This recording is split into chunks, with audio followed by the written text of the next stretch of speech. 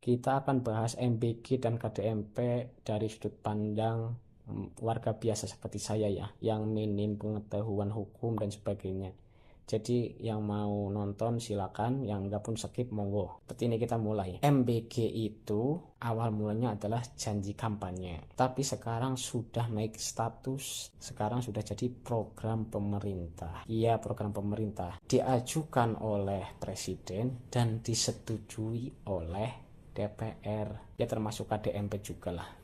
Bedanya kalau MBG dieksekusi oleh Badan Gizi Nasional dan KDMP dieksekusi oleh Kementerian Koperasi apa ya? Iya. Kalau kamu bertanya, kalau kita sebagai masyarakat bertanya, apakah kasus yang menjerat Nadiem Makarim awal mulanya kan kebijakan publik bisa menyeret presiden karena kebijakan membuat MBG dan KDMP? Jawabannya adalah hampir tidak bisa. Hampir tidak bisa ya menurut saya.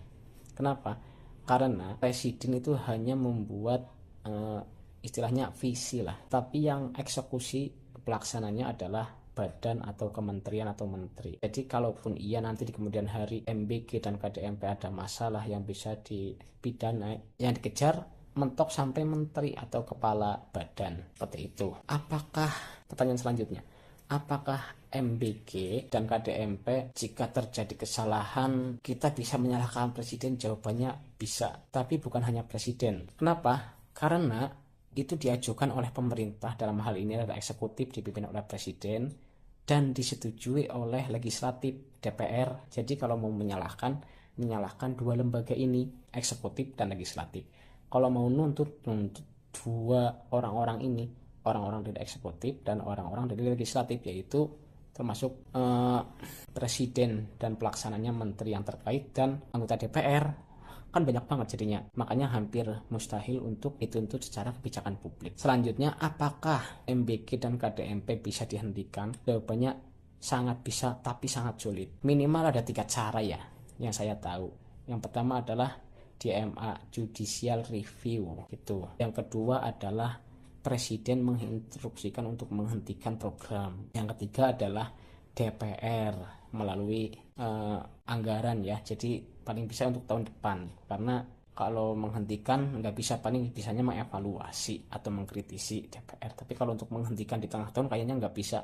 Bisanya paling untuk tahun depan anggarannya nggak disetujui, jadi programnya berhenti sendiri. Seperti itu. Ya Allah.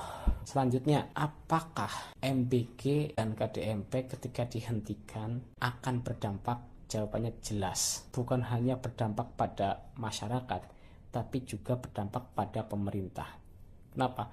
Karena program ini anggarannya sangat besar, ratusan triliun ya. Pasti melakukan kerjasama dengan banyak mitra atau vendor. Kalau program ini dihentikan di tengah jalan, pihak swasta, mitra atau vendor, kebanyakan pasti akan menggugat pemerintah sebagai wan prestasi atau ingkar janji dan sebagainya. Kalau pihak swasta yang menang, pemerintah wajib mengganti rugi. Mengganti ruginya uang dari mana? Bukan uang presiden, bukan uang anggota DPR, tapi uang APBN juga untuk anggaran tahun selanjutnya. Dianggarkan di APBN.